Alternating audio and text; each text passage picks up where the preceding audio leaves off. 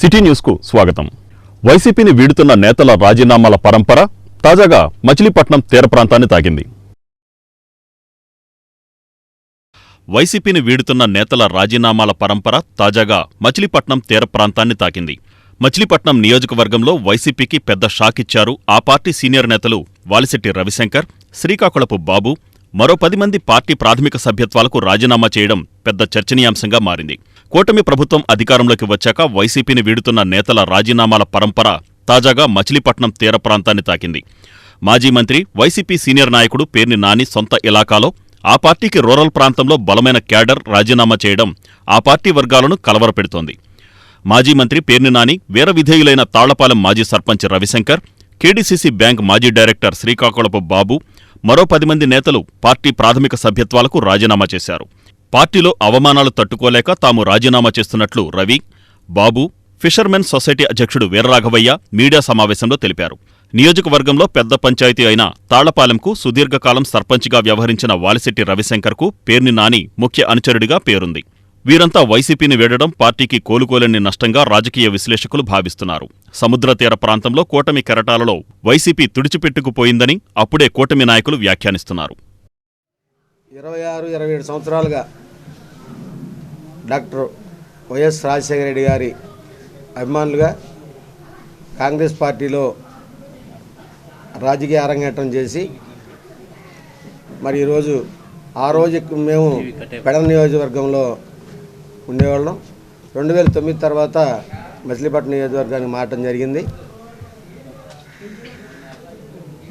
కాంగ్రెస్ పార్టీలో ఉన్నా కానీ తద్వారా వైఎస్ఆర్ కాంగ్రెస్ పార్టీ ఏర్పడిన తర్వాత వైఎస్ఆర్ కాంగ్రెస్ పార్టీలో కానీ ఒక నిబద్ధత గల కార్యకర్తగా ఒక ఎక్కడ కూడా పార్టీకి కానీ లేదంటే పార్టీ నాయకత్వం కానీ ఎక్కడ కూడా మచ్చ తెచ్చే విధంగా ఎక్కడ ప్రవర్తించకుండా శక్తివంచన లేకుండా ప్రజాసేవ చేయడానికి కృషి చేస్తూ ఈ తాళ్లపాలెం గ్రామ పంచాయతీలో 2 సార్లు సర్పంచ్గా ఎన్నికవడం జరిగింది. కానీ వైఎస్ఆర్ కాంగ్రెస్ పార్టీ వైఎస్ఆర్ అనేది పేరు పార్టీ పేరులో ఉంది కానీ ఆయన ఆశయాలు ఎక్కడ కూడా రాను రాను మరీ క్షీణించే పరిస్థితి కనబడుతుంది. ప్లస్ అనేక అవమానాలు, అనేక అనుమానాలు. ఫస్ట్ మేము నియోజకవర్గం మారినప్పుడు వేదవ్యాస్ గారు మనుషుల కింద కొన్నాళ్ళు చూశారు. ఆ తర్వాత బాలశౌరి గారు వచ్చిన తర్వాత అంటే ఆయన కూడా మేము కార్యకర్తలు అంటే పార్టీనే. బాలశౌరి గారు కానీ ఆ రోజున పేర్ని వెంకటరామయ్య గారు కానీ ఇద్దరు కూడా వైఎస్ఆర్సీపీ అభ్యర్థిగా గెలుపొందిన వాళ్ళే. వాళ్ళకి పార్టీలకు అతీతంగా మేము ఎక్కడ చేయాల, పార్టీలకు అనుగుణంగానే ఏదైనా సందర్భానుసారం జరిగినాయి తప్ప. కానీ మమ్మల్ని నియోజకవర్గం మారినా కూడా ఎప్పటికీ కూడా పక్షపాత ధోరణితోనే చూడటం, అనేక అవమానాలు గురవడం, ఒక ఎంపీకి ఎమ్మెల్యేకి వాళ్ళకి ఏదన్నా మనస్పర్ధలు ఉంటే అవి మా మీద సామాన్య కార్యకర్తలు మా మీద వేసి చేయటం, ఇట్లా అవమానాలు పడినా కూడా ఎక్కడా కూడా మేము దాన్ని ఎక్కువగా బయట పెట్టుకోకుండా పార్టీ కోసమే కష్టపడ్డాం మన ఎలక్షన్లో కూడా. కానీ ఇంకా మనసు చంపుకుని పార్టీలో కొనసాగడం అనేది ఇష్టం లేక, ఇంకోటి ఏంటంటే గత 5 సంవత్సరాలు కూడా ఈ నియోజకవర్గం ఈ మా గ్రామ పంచాయతీలో మరి పెద్ద గ్రామ పంచాయతీ 21 శివారు గ్రామంలో ఉన్న పంచాయతీ కనీసం ఎలక్షన్లో మేము చేసిన ఏ ఒక్క వాగ్దానాన్ని చేయలేకపోయాం. ఉదాహరణ తాళ్లపాలెం వంతెన ఎప్పుడో 10 ఏళ్ల క్రితం వేస్తే వాళ్ళకి అప్రోచ్ చేయలేకపోయాం. దానికి జొన్నవారి మోడీ వాళ్ళు 4 కిలోమీటర్లు చుట్టూ తిరిగి రావాలంటే ఆ వంతెన దీర్ఘకాలంగా అట్లాగే పెండింగ్ పడిపోయింది, అది చేసుకోలేకపోయాం. ఇంకా ఒకటి కాదు, సత్యనపాలెం హరిజనవాడ పంటకాల గురించి వాళ్ళు ఎన్నో ఏళ్ళు శ్రమపడితే అది కనీసం అది చేసుకోలేకపోయాం. అంటే నా గురించి కొద్దిగా చెప్పుకోవాల్సిన అవసరం ఉంది. 1986లో క్రియాశీలకంగా ఈ తాళ్లపాలెం గ్రామ పంచాయతీ నుంచి సర్పంచ్గా నేను పోటీ చేసి అతి తక్కువ మెజార్టీతో నేను ఆ రోజున ఓటమి పాలవడం జరిగింది. తర్వాత జరిగిన కోఆపరేటివ్ బ్యాంక్ ఎన్నికల్లో 3 సార్లు బ్యాంక్ ప్రెసిడెంట్గా ఎన్నికయ్యి దాదాపు 25 సంవత్సరాలు పైబడిన కోఆపరేటివ్ బ్యాంక్ కానూరు సొసైటీ అధ్యక్షుడిగా పనిచేశాను. నాకు పార్టీలో కాంగ్రెస్ పార్టీ అంటే ఎనలేని అభిమానంతో ఈ రోజు వరకు కూడా అలాగే చేసుకుంటూ వచ్చాం. మరి మాకు తగ్గటువంటి అంటే నేను ఒకసారి కృష్ణా కోఆపరేటివ్ బ్యాంక్ డైరెక్టర్గా కూడా చేశాను. మాకు పార్టీలో ప్రాధాన్యత అనేది మన నాన్నగారి ద్వారా ఏమీ జరగలేదు. ఎందుకంటే 2019లో ఎన్నికలు జరిగినప్పుడు నాన్నగారు ఎంపీకి ఎమ్మెల్యేకి 2 ఓట్లు వేసే పరిస్థితిలో వచ్చినప్పుడు ఎలక్షన్ కేసు కింద నన్ను అరెస్ట్ చేయడం జరిగింది. ఆ కేసులో దాదాపు మన 2023లో ఆ కేసు నుంచి నేను బయటపడ్డాను. కనీసం ఎంపీతో మాట్లాడితే ఎమ్మెల్యే గారికి ద్వేషం వచ్చేది. మరి ఈ రకంగా ఒకే ఇంట్లో ఒకే మంచం మీద పడుకున్న అన్నదమ్ముల మధ్యన ఉన్నటువంటి ఈర్ష్యాభావాన్ని ఈయన గ్రహించుకోకపోవడం వలన ఈ రోజున పార్టీ భ్రష్టు పట్టిపోయింది. ఇలాంటి పరిస్థితుల్లో ఈ పార్టీలో కొనసాగడం కంటే పార్టీ నుంచి బయటకు వచ్చేసేయటం మేలు, పార్టీకి రాజీనామా చేయటం మేలు అని చెప్పేసి భావించి పార్టీ సభ్యత్వానికి అలాగే నా కోఆపరేటివ్ బ్యాంక్ ప్రెసిడెంట్కి మొన్న నేను రిజైన్ చేసేయడం జరిగింది.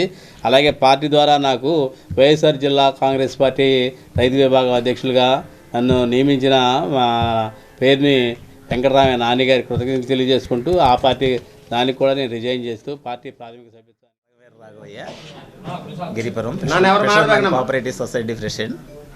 అయితే మేము ఓటు వచ్చినప్పటి నుంచి కాంగ్రెస్లోనే పనిచేసేవాళ్ళమే. మాకు ఈ పార్టీకి పెద్ద దిక్కుగా తాళపాలెం మున్సిఫ్ గారు అని బాబుగారు నాన్నగారు మాకు పెద్దగా ఉండేవారు. ఆయన కాలం చేసిన తర్వాత బాబుగారు ఉన్నారు. బాబుగారు ఉంటే మేము తను ఏది చెప్తే అదే చేసేవాళ్ళమే. ఇతర పార్టీల్లాగా కార్యకర్తలందరూ ఊరికి ఒక పెద్దందారి ఉండడం. మా కాంగ్రెస్ పార్టీలో ఎప్పుడు కూడా ఎవరినన్నా ఒక పెద్దగా పెట్టుకుంటే తన మాటే మేము వింటాం. అందుచేత ఈరోజు మరి ఇటు రవి గారిని బాబు గారు మాకు పెద్దగా ఉంటారు. వారికి వచ్చినటువంటి ఇబ్బందులు కానీ మా జనాల పరిస్థితి వాళ్ళు చెప్పున్నారు. అందుచేత ఈరోజు వాళ్ళిద్దరూ ఏది చెప్తే మేము అది వింటాం. నివాసాల మధ్య ఏర్పాటు చేస్తున్న సెల్ ఫోన్ టవర్ కనెక్టివిటీని 45వ డివిజన్ ప్రజలు ధ్వంసం చేశారు. సెల్ ఫోన్ టవర్ నిర్మాణ పనులను వెంటనే ఆపివేయాలంటూ డివిజన్ ఇన్ఛార్జి పివి ఫణికుమార్ ఆధ్వర్యంలో నిన్న రోడ్డుపై బైఠాయించి పెద్ద ఎత్తున నిరసన వ్యక్తం చేసిన 45వ డివిజన్ ప్రజలు తాజాగా నివాసాల మధ్య ఏర్పాటు చేస్తున్న సెల్ టవర్కు సంబంధించిన కనెక్టివిటీని ధ్వంసం చేశారు. తమ ప్రాంతంలో సెల్ టవర్ నిర్మాణ పనులు నిలిపివేయాలని వారు ఆందోళన వ్యక్తం చేశారు. నివాసాల మధ్య ఏర్పాటు చేస్తున్న సెల్ టవర్ నిర్మాణాన్ని వారు అడ్డుకున్నారు. మున్సిపల్ అధికారుల సూచనలను బేఖాతరు చేస్తూ సెల్ టవర్ నిర్మాణం జరుగుతోందని వారు ఆరోపించారు. ఈ నేపథ్యంలో ఆగ్రహంతో ఇంటిపైకి వెళ్లి టవర్కు సంబంధించిన విద్యుత్ వైర్లను వారు కట్ చేశారు. టవర్ నిర్మాణం చేపడితే ఆత్మహత్యలకు వెనకాడబోమని స్థానికులు హెచ్చరిస్తున్నారు. ఈ క్రమంలో పోలీసులు రంగప్రవేశం చేసి పరిస్థితిని అదుపు చేశారు. ఇది మచిలీపట్నం 45వ డివిజన్ అండి. మచిలీపట్నం నగరానికి నడిబొడ్డున ఉన్న డివిజన్. ఇక్కడ సెల్ టవర్ పర్మిషన్ గత వైసీపీ పాలనలో ఎట్లా తెచ్చుకున్నారో మాకైతే తెలియదు. ఎవరికి ప్రజలకు తెలియకుండా వైసీపీ ప్రభుత్వ హయాంలో ఇక్కడ సెల్ టవర్ కి పర్మిషన్ ఇచ్చారు. మేము పొద్దున ఈ విషయం తెలుసుకుని ఇక్కడ పనులు చేస్తున్నారని తెలుసుకుని కమిషనర్ గారికి మేము కంప్లైంట్ ఇచ్చి అలాగే సీఏ గారికి కూడా చలవలపూడి స్టేషన్ లో కంప్లైంట్ ఇస్తే టౌన్ ప్లానింగ్ వాళ్ళని పంపించి కమిషనర్ గారు వెంటనే సోమవారం వరకు ఇక్కడ పనులు ఆపండి, ఇవాళ కొంచెం ఒత్తిడిగా ఉన్నాం, సోమవారం ఆ కాగితాలన్నీ పరిశీలించి దానికి ఏముందో మేము చూసి చెప్తామని చెప్పి టౌన్ ప్లానింగ్ అధికారులు ఇక్కడ ఎయిర్టెల్ సెల్ టవర్ కాంట్రాక్టర్ కి ఇంటి ఓనర్ గారికి అందరికి కూడా చెప్పేళ్ళారు. అయినా కూడా ఇప్పుడు రాత్రి 10 గంటలు అవుతుంది, ఇక్కడ అర్ధరాత్రి పూట ప్రజలందరూ కూడా ఇక్కడ వార్డు ప్రజలందరూ కూడా చుట్టుపక్కల 4 ఇళ్ళు కూడా ఏమనుకున్నాయి అంటే సోలార్ సిస్టమ్ పెడుతున్నారేమో అని. ఈ ఎండాకాలం కదా, వీటి ద్వారా ఇప్పుడు సోలార్తో కరెంట్ ఉత్పత్తి చేస్తున్నారు కదా, ఆ రకంగా అనుకున్నారు తప్ప వీళ్ళు సెల్ టవర్ నిర్మిస్తారని ఎవరు అనుకోవాలా. ఎప్పుడైతే సెల్ ఫోన్ అనే ఆటోమేటిక్ జనాలు అందరికీ అర్థమైందో వీళ్ళందరూ కూడా ఐకమత్యంగా ఏర్పడి ఈ సెల్ ఫోన్ మాకు వద్దు, ఈ టవర్ మాల ఏమవుతుంటే రేడియేషన్ వచ్చి చాలా మందికి క్యాన్సర్, హార్ట్ స్ట్రోక్, బ్రెయిన్ సంబంధించిన వ్యాధులు, చిన్నపిల్లలకు వ్యాధులు వస్తాయని భయపడలు గురయ్యారండి. వెంటనే ఈ విషయాన్ని మీ అందరం కూడా వెళ్ళి మన మున్సిపల్ కమిషనర్ గారికి చెప్పడం జరిగింది. ఇక్కడ ఏంటంటే ఈ కార్యక్రమాన్ని సాయంత్రం దాకా 5 గంటలకు ఆపేయమని చెప్పారు. వీళ్ళేమన్నారు 1 గంట చేస్తామన్నట్టుగా 1 గంట 4:30కి ఆ విషయం చెప్తే సాయంత్రం 4:30కి సచివాలయం వాళ్ళు మున్సిపల్ కమిషనర్ వారు టౌన్ ప్లానింగ్ వాళ్ళు వచ్చారు. 5 వరకు చేసి ఆపేస్తామని చెప్పాడు కాంట్రాక్టర్. చెప్పి ఆపకపోగా రేతులపాటు వరకు రేతులు లేపేశాడు. అప్పటి వరకు ఇక్కడ వరకు ఉన్నది లాస్ట్ వరకు లేపేశాడు. ముందు అతను అరెస్ట్ చేయాలి. ఫస్ట్ అతను అరెస్ట్ చేస్తే ఇంటికి వెళ్ళాలని వస్తాడు బయటికి. ఆయన చెప్పాలి కదా, జనం ఇలా అన్నప్పుడు మనం ఆపేద్దామని కూడా ఇంటికి వెళ్ళాలని చెప్పాలి కదా. ఆయన ఆయన ఎవరో కట్టాడు, మేమో కట్టలేవరు అంటే అది సభ. ఎవరు కడితే మాకే అమ్మా మొదలుపెట్టి ఒక వారం రోజుల క్రితం స్లాబ్ వేస్తున్నాడండి. స్లాబ్ వేస్తుంటే మళ్ళీ అప్లైన్ వేసుకుంటున్నారేమో అనుకున్నాం. మాకు టవర్ కడుతున్నారని తెలియదు. తీరా మొన్న మట్టికి టవర్ కడుతున్నారని తెలిసింది. తెలియగానే మేము యాక్షన్ తీసుకున్నాం. వాళ్ళు అసలు లెక్క చేయలేదు. శ్రీవారి లడ్డూను కల్తీ చేసి భక్తుల మనోభావాలను జగన్మోహన్ రెడ్డి ప్రభుత్వం దెబ్బతీసిందని తెలుగుదేశం పార్టీ నాయకురాలు తలసిల స్వర్ణలత అన్నారు. శ్రీవారి లడ్డూలో జంతువుల కొవ్వును కలిపి హిందువుల మనోభావాలను జగన్మోహన్ రెడ్డి ప్రభుత్వం దెబ్బతీసిందని జిల్లా తెలుగు మహిళా అధ్యక్షురాలు తలసిల స్వర్ణలత అన్నారు. ఈ పాపానికి కారకులైన అధికారులను, పాలకులను, కాంట్రాక్టర్లను శిక్షించాలని, కాసులకు కక్కుర్తి కోసం ఆంధ్ర రాష్ట్ర ప్రజలను మోసం చేసిందే కాక ఆ కలియుగ దైవం వెంకటేశ్వర స్వామిని కూడా మోసం చేసిన ఘనత జగన్మోహన్ రెడ్డిదే అన్నారు. ధర తక్కువ వస్తుందని విదేశాల నుంచి దిగుమతి చేసుకుని కల్తీ నెయ్యి వాడకాలను ప్రోత్సహించిన జగన్మోహన్ రెడ్డి ప్రభుత్వం కలియుగ దైవంని కూడా మోసం చేయడం జగన్మోహన్ రెడ్డి క్రూరమైన పాలనకు తార్కాణమన్నారు. ఈ పాపానికి కారకులైన వారందరిపై వెంటనే చర్యలు తీసుకోవాలని, ఇలాంటి వారికి మరణశిక్షలు విధించినా తప్పులేదని స్వర్ణలత అన్నారు. ఆంధ్ర రాష్ట్ర ప్రజలనే మోసం చేసింది కాక, ఆంధ్ర రాష్ట్రాన్ని దోచుకున్నది కాక, విశ్వవ్యాప్తంగా ప్రసిద్ధి చెందిన పవిత్రమైన దేవాలయాల్లో కూడా ఇలాంటి దారుణాలు జరిగాయా? తిరుపతి లడ్డూల్లో మరి జంతువుల కొవ్వును కలిపి మరి డబ్బుకు కక్కుర్తుపడి ఇలా ప్రపంచవ్యాప్తంగా హిందూ సమాజాన్నే మరి ఇంత దారుణమైన మోసాలకు గురి చేశాడు ఈ జగన్మోహన్ రెడ్డి అని చెప్పి ఇవాళ మరి ప్రపంచ దేశాల్లో కూడా అందరూ కూడా చాలా బాధపడతా ఉన్నారు. ఇవాళ రాష్ట్రంలో కాదు దేశంలో కూడా జగన్మోహన్ రెడ్డి దిశబొమ్మల్ని తగలబెడతా ఉన్నారు. ఈ హిందూ సమాజాన్నే భ్రష్టు పట్టించాడు, అపవిత్రం చేసేసాడు అని చెప్పేసి చాలామంది మనోభావాన్ని మనోవేదనలకు గురి చేశాడు. మరి దీన్ని వెలికి తీస్తే నిన్న ప్రెస్ మీట్ పెట్టి మరి అక్కడ సుబ్బారెడ్డి 41 సార్లు 45 సార్లు కొండకెళ్ళాడు. సూపర్ సాంగ్ అంట. ఇదేమన్నా మరి సినిమాలు అనుకున్నాడో ఏమనుకున్నాడో తెలియదు. మరి అయ్యప్ప స్వామి మాల ధరిస్తే ఎంతో నిష్ఠగా ఉంటారు. మరి ఆ మాల ధరించిన భక్తుల్ని మరి 7 సార్లు దాటిన దగ్గర నుంచి కూడా వాళ్ళు గురుస్వాములు అంటారన్న కనీస జ్ఞానం కూడా మరి అతగాడికి ఆ జగన్మోహన్ రెడ్డి. మానవ సేవే మాధవ సేవగా భావించి ప్రజలు స్వచ్ఛందంగా ముందుకు వచ్చి పేదవారికి సాయం చేయాలని మున్సిపల్ మాజీ చైర్మన్ బండారు ఆనందప్రసాద్ అన్నారు. మానవ సేవే మాధవ సేవ అన్న స్ఫూర్తి అనుసరించి దాతలు ముందుకు వచ్చి పేదలకు ఉదారంగా సాయం అందించాలని మున్సిపల్ మాజీ చైర్మన్ బండారు ఆనందప్రసాద్ అన్నారు. All India weavers federation Krishna జిల్లా శాఖ ఆధ్వర్యంలో కీర్తిశేషులు నున్న యలమందయ్య మోక్షనందనరావు జ్ఞాపకార్థం కుమారుడు రమేష్ త్రివేణి దంపతుల సహకారంతో పెడన పట్టణంలోని శ్యామలాంబ తల్లి ఆలయంలో పేదలకు, వృద్ధులకు, ఒంటరులకు బియ్యంతో పాటు నిత్యావసర సరుకులు పంపిణీ చేశారు. ఈ సందర్భంగా ఆనందప్రసాద్ మాట్లాడుతూ ఆపదలో ఉన్న వారిని ఆదుకోవడం అభినందనీయమన్నారు. ఈ కార్యక్రమంలో పిచ్చుక ఫణికుమార్, ఆకురాతి జనార్దనరావు, కట్టా హేమసుందర్రావు, బల్లా సాంబశివరావు, నొన్నా ప్రసాద్, పేరుశెట్టి నాగరవి తదితరులు పాల్గొన్నారు. నిజంగా ఒక సమయంలో చేనేత వృత్తి కానీ కలంకారీ కానీ వాళ్ళు పనులు చేసుకుంటూ చక్కగా ఆదాయాన్ని సమకూర్చుకుని మంచి జీవనం సాగించి పరిస్థితుల ప్రభావం వల్ల లేదంటే మీ ఆరోగ్యాలు సహకరించుకో, మీ వయసు మీరిపోయో పని చేసుకునే పరిస్థితుల్లో ఇబ్బందులు పడతా ఉంటే అటువంటి ఇబ్బంది పడుతున్న వాళ్ళకి మనం ఒక చేయూతనిచ్చి వాళ్ళని ఆదుకోవాలి. ఎంతో కొంత పూర్తిగా మనం సహాయం చేసి వాళ్ళ జీవితాన్ని నిలబెట్టలేకపోయినా ఎంతో కొంత మనకు తోచినంత మేలు చేసి అటువంటి ఒంటరి మహిళలు, వృద్ధ మహిళలు, పేద మహిళలు ఎవరైతే ఉన్నారో వాళ్ళందరూ కూడా మంచి చేయాలని చెప్పి మరి నున్న యలమందయ్య గారు, నున్న మోక్షానందం గారి జ్ఞాపకార్థం నున్న రమేష్ గారు, త్రివేణి గారి దంపతులు ఇద్దరు కలిసి వాళ్ళు పెడల్లో ఇక్కడే స్థిర నివాసంగా ఉండి ప్రస్తుతానికి ఇప్పుడు ఐర్లాండ్ దేశంలో ఉండి, అంటే దాదాపు కొన్ని సముద్రాలకి అవతల ఒక దూరంగా ఉన్న దేశంలో ఉన్నప్పుడు కూడా నా ఊర్లో ఉన్న వాళ్ళకి మా పూర్వీకుల పేరు మీద ఎంతో కొంత మంచి చేయాలని మంచి ఆలోచనతో ఒక కార్యక్రమం, అది కూడా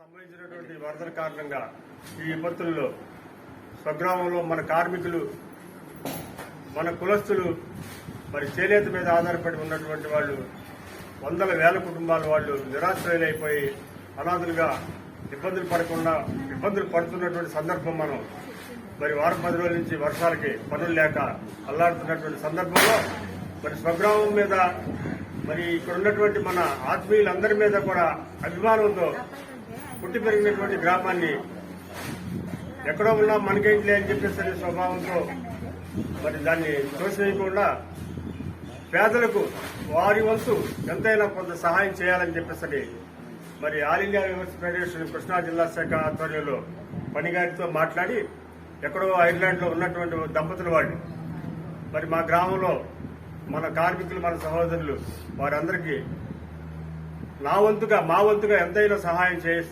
చేస్తే బాగుంటుంది అనేటువంటి సదుద్దేశంతో మరి ఒక 50 కుటుంబాలకి నిత్యావసర వస్తువులు మరి అట్లాగే రైస్ అవి ఇవ్వమని చెప్పేసి మండలాల్లో గృహాల లబ్ధిదారులతో విస్తృతంగా సమావేశాలు నిర్వహించి గృహ నిర్మాణాలు వేగవంతం చేయాలని జిల్లా కలెక్టర్ డీకే బాలాజీ అధికారులను ఆదేశించారు.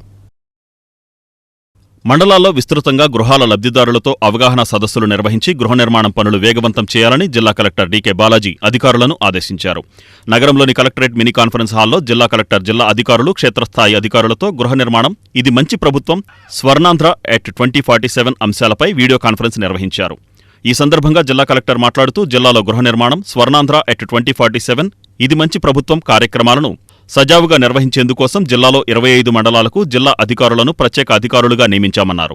ఇందుకోసం జిల్లా వ్యాప్తంగా అన్ని మండలాల్లోనూ మన ఇల్లు మన గౌరవం పేరుతో మండల ప్రత్యేక అధికారులు, ఎంపీడీఓలు సమన్వయంతో ఈ నెల 22వ తేదీన గృహ నిర్మాణ లబ్ధిదారులతో అవగాహన సదస్సులు నిర్వహించాలన్నారు. ఈ నెల 26వ తేదీన సచివాలయ ప్రత్యేక అధికారులు లబ్ధిదారులతో ప్రత్యేకంగా అవగాహన సదస్సులు నిర్వహించి వారిని చైతన్యపరచాలన్నారు. ఈ నెల 28వ తేదీన లేఅవుట్ ప్రత్యేక అధికారులు వారి పరిధిలో గృహాలకు లబ్ధిదారులకు అవగాహన సదస్సులు నిర్వహించాలన్నారు. ఈ సందర్భంగా రాష్ట్ర ప్రణాళికా శాఖ రూపొందించిన స్వర్ణాంధ్ర ఎట్ 2047 గోడపత్రాన్ని జిల్లా కలెక్టర్ ఆవిష్కరించారు. శ్రీవారి లడ్డూ ప్రసాదాన్ని అపవిత్రం చేసిన జగన్మోహన్ రెడ్డి దిష్టిబొమ్మను కోడూరు ప్రధాన కూడలిలో కూటమి నేతలు దహనం చేశారు. శ్రీవారి లడ్డూ ప్రసాదం అపవిత్రం చేసిన జగన్మోహన్ రెడ్డి దిష్టిబొమ్మను కోడూరు ప్రధాన కూడలిలో కోడూరు మండల కూటమి నేతలు దహనం చేశారు. పరమ పవిత్రమైన తిరుమల తిరుపతి దేవస్థానంలో ఘోర అపచారానికి పాల్పడిన నీచులు ఎంతటి వారైనా కఠినంగా శిక్షించాలని కూటమి నేతలు డిమాండ్ చేశారు. ఈ ప్రసాదానికి ఒక ఆధ్యాత్మిక ప్రాధాన్యత ఉన్నదని, తమ విశ్వాసాలకు అనుగుణంగా ఆచారాలు పాటించే భక్తుల హక్కులను కాలరాశారని, లడ్డూ ప్రసాదాన్ని పవిత్రమైన ఆశీర్వాదంగా భావించే అసంఖ్యాకమైన భక్తుల మనోభావాలను ఇది గాయపరిచిందని వారన్నారు. ఈ కార్యక్రమంలో కోడూరు మండల తెలుగుదేశం పార్టీ అధ్యక్షుడు బండే శ్రీనివాసరావు, గోగినేని సోమశేఖరరావు, పిల్లి మల్లికార్జునరావు, జనసేన నాయకులు ఉల్లి శేషగిరి, ముద్దినేని చంద్రరావు, బొత్సు వెంకటేష్, దామెర్ల నారాయణ, కడవకొల్లు శ్రీనివాసరావు మరియు తెలుగుదేశం, జనసేన, బీజేపీ నాయకులు, కార్యకర్తలు పెద్ద ఎత్తున పాల్గొన్నారు. తిరుపతి దేవస్థానం ప్రసాదాన్ని అపవిత్రం చేసినటువంటి జగన్మోహన్ రెడ్డి ఈ రాష్ట్రమే కాదు, దేశమే కాదు, ప్రపంచ దేశాలు కూడా భక్తిగా కొలిసే వెంకటేశ్వర స్వామి దేవస్థానం యొక్క ప్రసాదాన్ని అపవిత్రం చేసి పంది కొవ్వు, గుడ్డి కొవ్వు ఇదంతా కూడా కలిపి ప్రసాదంగా ఇచ్చినందుకు ఆయనకి ఈ జన్మలో కాదు, రానున్న ఏ జన్మలోనైనా పాపం పడుతుంది. కనుక ఈ అపవిత్రం చేసినటువంటి జగన్మోహన్ రెడ్డి కానీ, ఆయన అనుచరులు కానీ, లేకపోతే టీడీపీ చైర్మన్ వైవి మరి మన అందరికీ కూడా హిందూ మతం జ్ఞాపకం వచ్చే, తిరుపతి వెంకటేశ్వర స్వామి జ్ఞాపకం వచ్చే దైవాన్ని తృప్తిపరిచిన వాళ్ళ ముఖ్యమంత్రి జగన్మోహన్ రెడ్డి మరి ఈరోజు తిరుపతి లడ్డూని ఆవు నెయ్యితో తయారు చేసి ప్రసాదంగా పెట్టే లడ్డూని ఈరోజు మరి ఆ గీత కొవ్వు, మరి మాంసం కొవ్వులతో మరి తయారు చేసి ఆ లడ్డూని పంచి ఎవరికో కాంట్రాక్ట్ ఇస్తే ఆ కాంట్రాక్ట్ ఇష్టం వచ్చినట్టుగా అన్నీ కలిపి కల్తీ చేసి మరి ఇవ్వటం అనేది హిందూ మతాన్ని కించపరిచినట్టు అది సభాముఖంగా కూటమి నాయకులు తిరుపతి దేవస్థానంలో మరి మన కొవ్వు పదార్థాలు, గేదె మాంసం, ఆవు మాంసం తీసిన కొవ్వు పదార్థాలతో లడ్డూ ప్రసాదాన్ని తయారు చేస్తానని చేసేయడానికి చెప్పి జగన్మోహన్ రెడ్డి అని చెప్పి ఇవాళ ల్యాబ్ టెస్టులో తేల్చడం వల్ల దాని మీద రాష్ట్రం అంతా కూడా ఒకసారి బొగ్గుమన్నారు. అన్ని చోట్ల కూడా నిరసన కార్యక్రమాలు తెలియజేస్తున్నారు. జగన్మోహన్ రెడ్డి డౌన్ అన్ని నినాదాలు వేస్తూ ఆయన దిష్టిబొమ్మలు తాగేస్తున్నారు. అన్ని గ్రామాన ఈరోజు కోటూరు మండలం కూడా మేము కూటమి నాయకులందరం కూడా వాళ్ళు జగన్మోహన్ రెడ్డి చేసిన పని మామూలు పని కదా. అది ఇవాళ గేదె మాంసం, ఆవు మాంసం కొవ్వుతో కొన్ని కరిగించి హిందూ మనోభావాలు దెబ్బతీసిన ఒక జగన్మోహన్ రెడ్డి ముఖ్యమంత్రి హనుమానుడిలాగా కూటమి ప్రభుత్వం ప్రజల ఆకాంక్షలను నెరవేరుస్తుందని రాష్ట్ర మంత్రి కొల్లు రవీంద్ర అన్నారు. అందరి కష్టంతోనే అధికారంలోకి వచ్చామని, అదే స్ఫూర్తితో ప్రజా ఆకాంక్షలను నెరవేరుద్దామని మంత్రి కొల్లు రవీంద్ర, కూటమి నాయకులు, కార్యకర్తలకు స్పష్టం చేశారు. ఇది మంచి ప్రభుత్వం కార్యక్రమంలో భాగంగా పార్టీ కార్యాలయంలో కూటమి నాయకులు, కార్యకర్తలతో సమావేశం నిర్వహించారు. మంత్రితో పాటు జిల్లా అధ్యక్షుడు కొనకళ్ల నారాయణరావు, జనసేన నియోజకవర్గ ఇన్ఛార్జి బండి రామకృష్ణ, భారతీయ జనతా పార్టీ కన్వీనర్ సోడిశెట్టి బాలాజీరావు తదితరులు మాట్లాడారు. అనంతరం బందరు మండలం పోతిరెడ్డిపాలెంకు చెందిన వాకలమ్మ వైద్య చికిత్స కోసం 2.5 లక్షల రూపాయలు మంజూరు చేసిన సీఎం సహాయ నిధి మంజూరు పత్రం మంత్రి రవీంద్ర ఆమె కుటుంబ సభ్యులకు అందజేశారు. 5 సంవత్సరాలు ఒక్క పైసా పేర్నాని గారు తీసుకురాలా. ఏమన్నా అంటే మనం తెచ్చిన డబ్బులు తీసుకొచ్చి ఇదిగో నేను తెచ్చానని చూపించాడు. పనులు క్యాన్సిల్ చేసి మున్సిపల్ ఎలక్షన్స్ ముందు ఆ డబ్బులు తీసుకొచ్చి రోడ్డు శంకుస్థాపన చేసేవాడు. మళ్ళీ ఎన్నికల ముందు, మొన్న ఎన్నికల ముందు 300-200 కోట్లు మనం తెస్తే దాంట్లో మిగిలినటువంటి 20 కోట్లు తీసుకొచ్చి వాటన్నిటి కూడా పనులు చేయించేందుకు మళ్ళీ డబ్బులు తీసుకొచ్చి మోసం చేసే కార్యక్రమం చేశాడు. ఇవాళ మళ్ళీ మన ప్రభుత్వం వచ్చిన తర్వాత బందరు మున్సిపాలిటీకి 5 కోట్ల రూపాయలు 15th ఫైనాన్స్ ఫండ్స్ తీసుకొచ్చినటువంటి ఘనత కూడా కూటమి ప్రభుత్వానికి అనే విషయం కూడా గవర్నమెంట్ తెలియజేస్తున్నాం. దాన్ని కూడా త్వరలోనే అందరినీ కూర్చోపెట్టుకుని ఎక్కడెక్కడ ఫండ్స్ పెట్టాలి, దేనికి ఉపయోగించాలని కూడా త్వరలోనే చేసుకుని మనం ముందుకు వెళ్ళిపోతున్నాం అనే విషయాన్ని కూడా ఈ సందర్భంగా మీకు తెలియజేస్తా ఉన్నా. మరి ఇవన్నీ కూడా మనం ప్రజల్లోకి తీసుకెళ్లాల్సినటువంటి అవసరం ఉంది. ఏదైతే ఇచ్చినటువంటి సూపర్ 6 లో ఒక్కొక్కటి చేసినామంటే వాళ్ళ ప్రభుత్వానికి ఆదాయం లేదు, కానీ మనం ముందుకెళ్ళాలి. ఒక్కొక్కటి విడతల వారీగా ఇద్దామని చెప్పి ఇవాళ రేపు దీపావళికి ఆడబిడ్డలకి కానుకగా ఏం కావాలి? బస్సు కావాలా, గ్యాస్ కావాలి? గ్యాస్ సిలిండర్లు కార్యక్రమాన్ని దీపావళి రోజు ప్రారంభించబోతున్నాం అనే విషయాన్ని కూడా ఈ సందర్భంగా మీ అందరికీ తెలియజేస్తాను. ఆ గ్యాస్ సిలిండర్ని మనం కూడా బాధ్యత, ఎందుకంటే గతంలో దీపం పథకం తీసుకొచ్చింది చంద్రబాబు నాయుడు గారు. ఈ వార్తలు ఇంతటితో సమాప్తం. నమస్కారం.